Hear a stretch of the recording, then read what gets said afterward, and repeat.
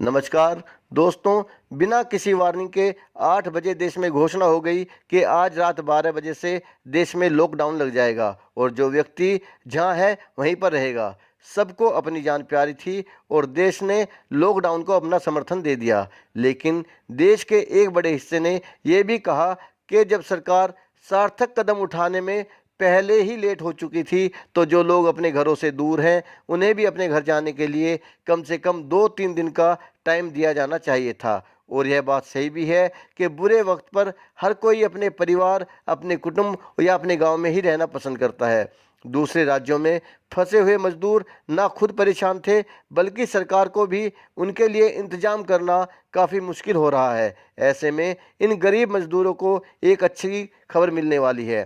दोस्तों, आगे बढ़ने से पहले आपसे रिक्वेस्ट करूंगा कि अगर आप मेरे चैनल पर पहली बार आए हैं तो मेरे चैनल देशभक्त को सब्सक्राइब करें, साथ में बने घंटी के निशान को क्लिक करना बिल्कुल ना भूलें। दोस्तों, अब सभी गरीब मजदूर अपने घर गांव जाएंगे।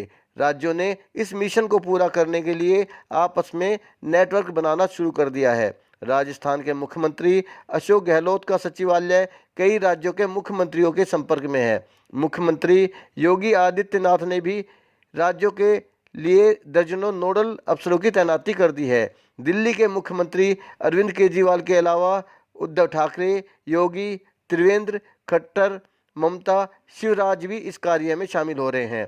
इसी तर्ज पर महाराष्ट्र के मुख्यमंत्री उद्धव ठाकरे ने भी आगे बढ़ने की रणनीति तैयार करनी शुरू कर दी है।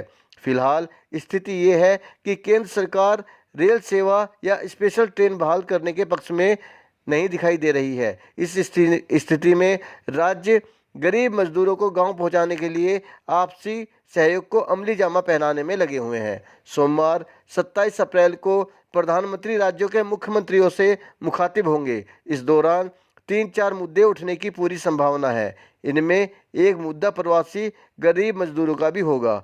केंद्र सरकार के एक रणनीतिकार ने माना है कि ये मुद्दा बड़ा भी है और जटिल भी है।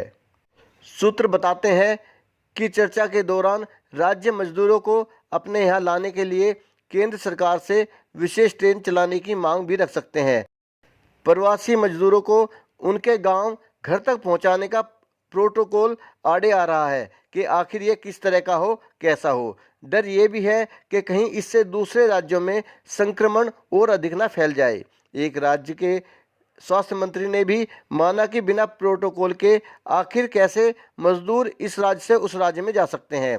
फिर ये इतना आसान नहीं है। कई राज्यों में तो कुछ प्रदेशों के लाखों की संख्या में मजदूर मौजूद हैं। इसके बाबत भी एक राज्य से दूसरे राज्य की तमाम मुद्दों पर सहमति आवश्यक है। बताते हैं, इसके लिए राज्यों में आपस में चर्चा होनी शुरू हो गई है। उत्तर प्रदेश ने हर राज्य के लिए अपने वरिष्ठ अधिकारी को नोडल अफसर नियुक्त कर दिया है।